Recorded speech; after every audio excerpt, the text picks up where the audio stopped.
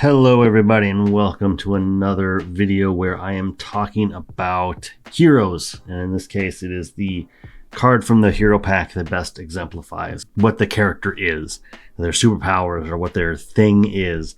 And yeah, this was supposed to be one video that got chopped into multiple videos.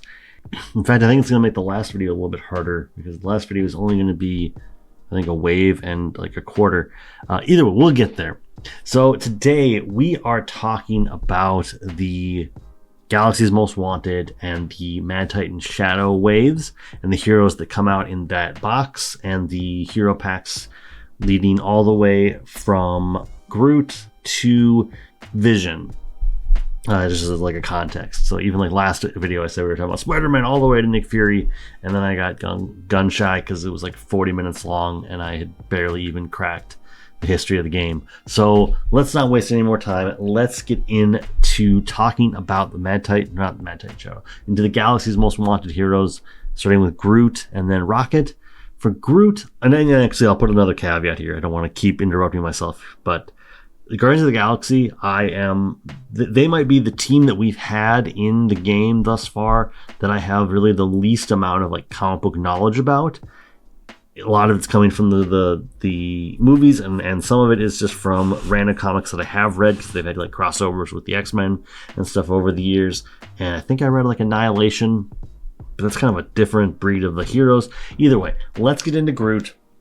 And this could be really simple. I could just say I am Groot is the cards that exemplify him. But then you'd be asking yourself, which I am Groot? Actually, now that I thought to look at it, there's only 4 cards. I am Groot and I am Groot. Either way, it's hard to say necessarily where I would put Groot in terms of what card I think best exemplifies him. Although I will say that I feel like at the end of the day, after kind of hemming and hawing, I came to the conclusion that Root Stomp was where I would put Groot the most. And I see that just because, like, let's look at the card real quick. It is a 2-cost event, attack, superpower, hero action, deal 5 damage to an enemy. If that attack defeats an enemy, place 1 growth counter onto Groot to a maximum of 10. And the flavor text of I am Groot from Groot. I chose this because it felt like this is kind of something unique to him. He is just a giant flora colossus. That's the right word. I think that's his race. But just a giant tree monster, and his ability to just sort of like stomp down on enemies, use his roots to like grow in whatever direction he needs to, get as big as he needs to, and just stomp on enemies.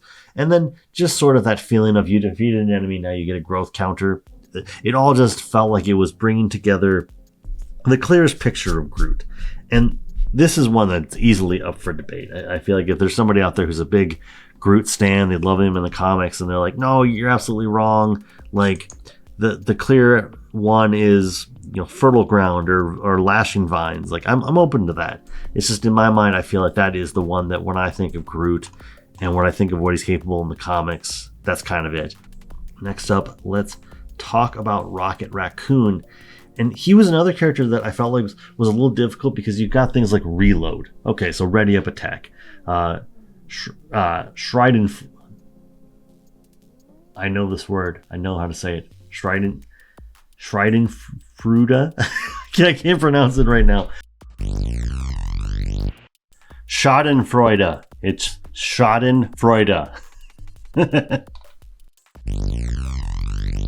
But all these things kind of started to feel like they were just like things he does and not his actual like superpowers. And then I started to look at his rocket launcher, his particle cannon, his pistols, his cybernetic skeleton, like all these things, but they didn't feel like they were actually like what Rocket does. That sort of left me with what I feel like is maybe the weakest card. Like, it feels like a weak answer, but I landed on a battery pack because he is so technologically savvy that he always has the right tech on him to sort of like take his tech to the next level. And I felt like battery pack was indicative of that. It is a card for a 1-cost upgrade item tech, enters with 2 charge counters on it, exhaust battery pack, move a charge counter from this card to another tech upgrade you control. And that just felt like that's his tech savviness. That's his resilience. And once again, both of these heroes were very hard. Both the heroes from the actual like box were very hard for me to kind of land on. But once again, Battery Pack just sort of like felt like this is his tech savviness. Next up, we have Star-Lord.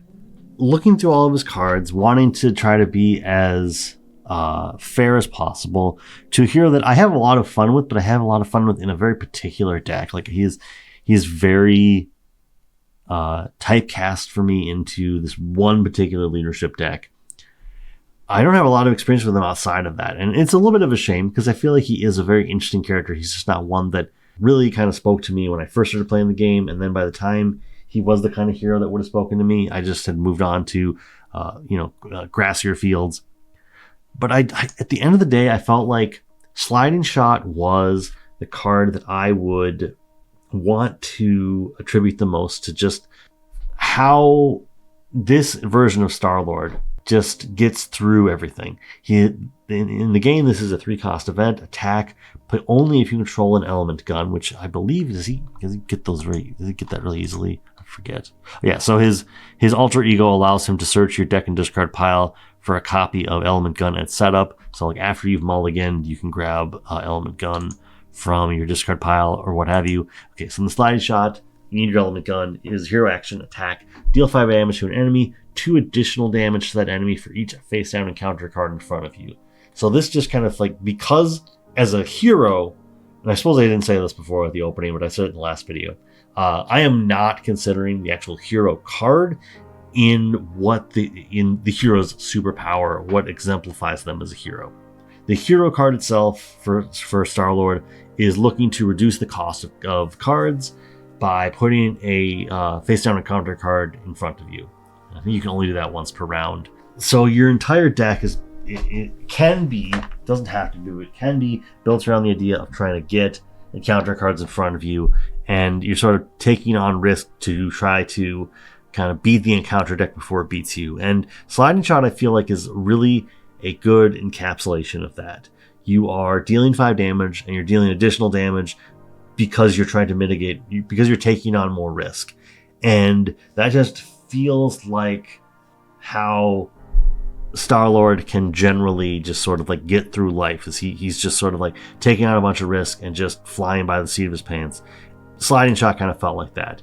Daring Escape was close, but at the same time, it didn't feel like it was really kind of encapsulating everything the way I would have wanted to. And at that point, it was also sort of a very close tie with Gutsy Move. But yeah, at the end of the day, Sliding Shot was the card that I kind of looked at and said, that feels like Star-Lord to me. Next up, we have Gamora, and she is an interesting hero because she can take on multiple aspects of cards. I believe you get 6. Let me see here. You get 6. You may include up to 6 attack and/or thwart events in your deck from aspects other than your chosen aspect. So she just likes thwarting and attacking events. And looking through her cards, I was really close to picking her 2-0 cost events, acrobatic move and set the pace, but I ended up landing on Decisive Blow, which is a 2-cost event, attack, hero action, attack, deal 4 damage to an enemy, 7 instead if you've played a thwart event this turn. Because Gamora is just known for being extremely deadly, I thought that an attack event that can deal 7 damage was kind of the creme de la creme of showing how deadly she can be. And this also does mean that, so you've played a thwart event, which means that her hero card is going to allow you to deal a damage. That's basically what her card does. I think it's a really good kind of all-arounder kind of card. When you play an attack event, you can remove a threat. When you play a thwart event, you can deal them damage once per turn. And so when you're playing Decisive Blow, not only have you already removed some threat, dealt the damage, but now you're dealing 7 more damage. And overall, for a hero that is very event focused in my mind, this felt like the event that really just sums it all up. I suppose the inverse one here would be, what is her forward momentum, which is her thwart event, 2-cost event, remove 3 threat from a scheme for a hero action, remove 5 threat instead if you played an attack event. That feels very powerful, but to me, just Decisive Blow felt like it was summing up just how deadly she can be. And that's why that ended up being the card that I think best defines Gamora. Moving on to Drax. Drax is an interesting hero because he wants to be attacked, and that allows him to build up vengeance counters. And I feel like he's best expressed in terms of his superpowers by the card Intimidation, which is a 1-cost event. Thwart, remove X threat from a scheme where X is equal to your attack. So he takes on vengeance counters that pumps up his attack every time that, I believe it's just when he's attacked, right? Not when he takes damage. After the villain attacks Drax, place 1 vengeance counter here, max 3. If you cannot, draw a card. Okay, so basically this is going to allow him to be, for a 1-cost event, remove 4 threat from a scheme at a max. Hi, what's up?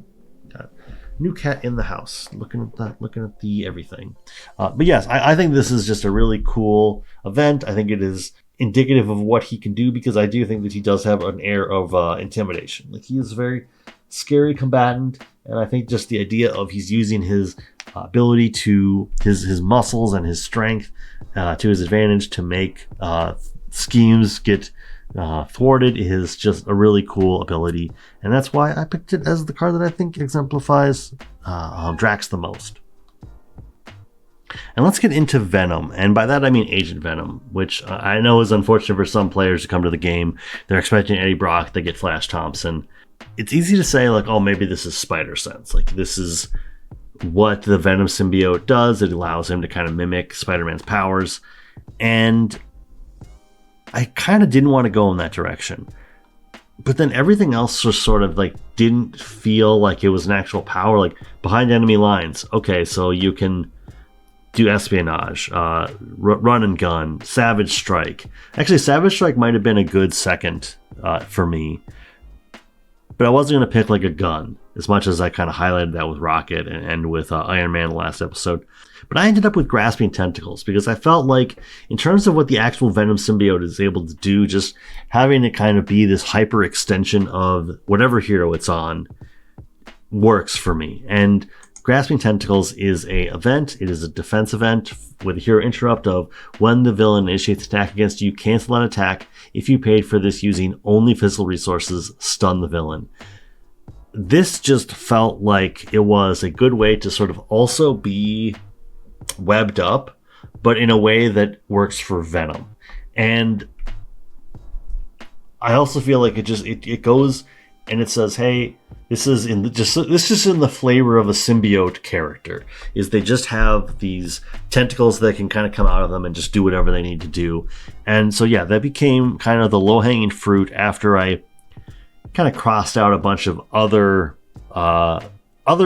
cards that just I felt like were more of just like, oh yeah, this is just someone who's proficient with, or this is just army espionage kind of focused cards, and just landed on Grasping Tentacles. Kind of a weak choice, but I think the entire wave was a little weak for me. I don't know enough about these characters to make strong statements either way. Moving on to the Mad Titan Shadow Box, we will be having Spectrum and Adam Warlock. And Spectrum was another one of those heroes that I felt like was a little hard to nail down, because I feel like you could very easily just say her 3 energy forms are indicative of her powers. But after thinking it over, I kind of realized that energy duplication was really the thing that most summed up what her powers are. She can sit there, and when she's around different forms of energy, she can manipulate them. And that is expressed in our game as a 2-cost upgrade with a superpower traded. Hero resource, exhaust, energy duplication. Generate the printed resource of your face-up energy form upgrade. And so each of those different upgrades has a different energy, has a different printed resource on it. And this just felt like a way to, for the most part, this is pretty benign. There are times when you are going to run into requirements or certain kinds of things you need. In fact, does that actually hit her other cards? I think it's more about what form she's in, not what kind of energy or not what kind of resource you used. Yeah, I don't think that necessarily matters for her kit, but it is just a way to say, in some ways, this doesn't mean anything. Although if you wanted to, you could put yourself into Gamma form and really go for physical resources matter cards if you really wanted to do that. But at the same time, she changes energy forms enough that I don't know that you'd want to necessarily buy in completely to that. But either way, I think that just in terms of what her actual powers are and her ability to kind of use the energy that she's absorbed to her benefit, it's actually a pretty underrated card. But I would say Energy Duplication is absolutely the card that sums up what she is trying to do. Next up, let's talk about Adam Warlock, who I don't know that Adam Warlock is on Fantasy Flight's shortlist for cards to redesign once we move into the current Legacy format, but I would be interested to see what they would do if they kind of strayed away from the gimmick that they had for this character, because this character cares a lot about basically using all of the aspects. You had to choose 4 of them at deck. What is it? It's kind of different now that we have pool, but like basically his deck building as his alter ego's deck building thing is during deck building you must include an equal number of cards from all 4 aspects. You cannot include more than 1 copy of any non-Adam Warlock card. So this has sort of been errata to you pick 4 aspects, and you had to have a balance of all of them. So if you picked pool as one of them, you'd have to have, that might be the most limiting factor, is you only have so much room, but pool makes it so that the upper limit of what you can do before you have to start kind of filling in with basic cards definitely balances out. Once they move past that, I think Adam Warlock is a very, very powerful character. Unfortunately, I feel like he just hasn't gotten his due. I feel like in the game, his deck building is so complicated that he's either very fixed or just sort of maligned. But I do think that in terms of his power set, Cosmic Awareness is maybe the one that most points to what he actually is capable of. So in the game, it is a 2-cost event, Thwart Superpower, Hero Action Thwart, remove 3 threat from a scheme and discard up to 4 cards from the top of your deck. Remove 1 additional threat from that scheme for each different aspect discarded this way. They list off aggression, justice, leadership, and protection as the aspects. Obviously, we've added pool in the meantime. But I think that just in terms of like the name, Cosmic Awareness, and what this card is capable of doing, because you could very well, for 2, remove 7 threat. I don't think that's very common. I don't think you should really rely on that. I think you should really be thinking this is going to remove 4 or 5 threat. But in terms of just like his Cosmic Awareness, he is like, he's got the different entities in his deck for a reason, because he is the most cosmic of cosmic characters. And I think that, I don't know that he's cosmically aware enough to know that he's in a comic book, but I do think that the Cosmic Awareness, in terms of just as a name and as a kind of an effect, is that is Adam Warlock. And so yeah, that's why the card ends up on the list. Moving on to the hero packs, we have Nebula. And Nebula was another one that was a little difficult because she's very similar to Black Widow in the fact that her techniques are kind of like preparations. They work differently, obviously, because you have control, but it's not the same control. So at that point, the question then becomes, what is like her most like natural talent? Because she is very similar to Black Widow, very similar to Gamora. Like, she is just one of the deadliest characters in the universe. She's a deadly fighter. And I feel like Evasive Maneuvering is maybe a card that most sums up just how difficult she is to take down. In our game, it is a 1-cost upgrade technique traded, while in hero form, Nebula ignores the guard keyword, the patrol keyword, and the crisis icon, and then it has a special of choose to either stun or confuse an enemy. The special comes into play because on her hero side, I believe it's when the turn begins. Let me just make sure that's correct. After your turn begins, resolve the special ability of each technique upgrade you control, then discard each technique upgrade resolved this way. And yeah, overall, I think that Evasive Maneuvering, like, she is just a character that I think that to say that she can just sort of get past the guard keyword, she can get past patrol and the crisis icon, like, as in terms of thematically what this card is doing, I think that might be the part of it that sold me the most. So I was looking through everything and I said, this seems to be her techniques are all very, very Nebula. They all just scream things. She's like, she is a weapons master. She is unyieldingly persistent, and she definitely is going to have a wide stance. Like all these things. But I felt like evasive maneuvering was just like the most like, she is going to get to the scheme. She's going to dismantle your schemes because she is just so good. She is so savvy. And yeah, that's why that card ended up on the list. Moving on to War Machine. I'm fully expecting that I'm going to look through this and realize that there is another option akin to the arc reactor with Tony, because I'm picking Shoulder Cannon, which is a 2-cost upgrade tech weapon. Hero action, exhaust Shoulder Cannon, deal 1 damage to an enemy. You may remove 1 ammo counter from War Machine to ready Shoulder Cannon. So if you have a way, actually this is an upgrade, so I suppose this is not as easy as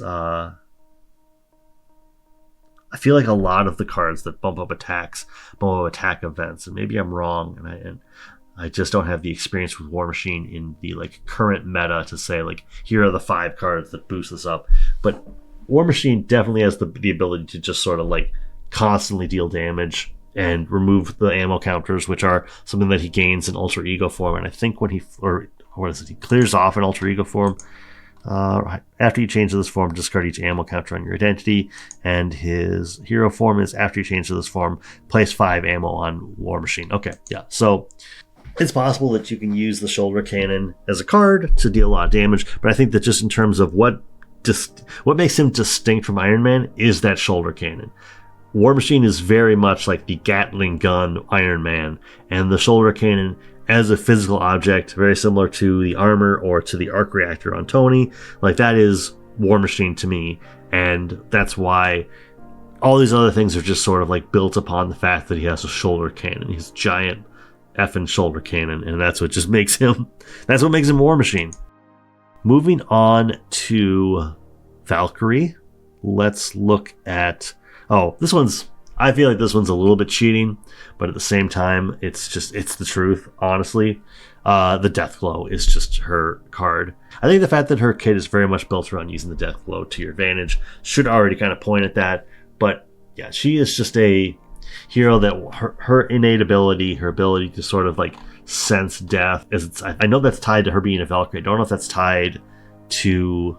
Well, I suppose Danny Moonstar had that ability from being from taking on like the Asgardian Valkyrie role. Either way, whatever it is, the Deathglow is indicative of being Valkyrie. Valkyrie, I feel like that is an actual character, not a title, but there are Valkyries, like the Valkyria. There's the flight of the Valkyria, but the Deathglow in itself, just granting her the ability to sort of sense death, to see the death mark on people, is a clear indication of what this character is and what she's capable of. And lastly, for today, we are moving on to Vision. This episode has a lot of very close ties.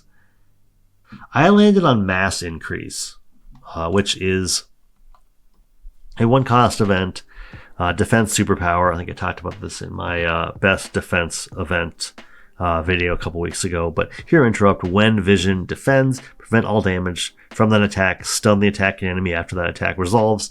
So yeah, this is just... he can either become very intangible or very dense, and I think when he's very dense is when he seems like he is just the most all-powerful, and I just love this card. It made my top 5 defense events for a reason, and just preventing all damage, stunning the enemy, in terms of just like thematics, is great. That doesn't take away from the fact that a lot of his cards feel like his character. I think they all sort of come together to kind of show off what he is. And I guess to the same degree, you could very much also say that like the boring answer here is that his card is Solar Gem, because that's the source of his power.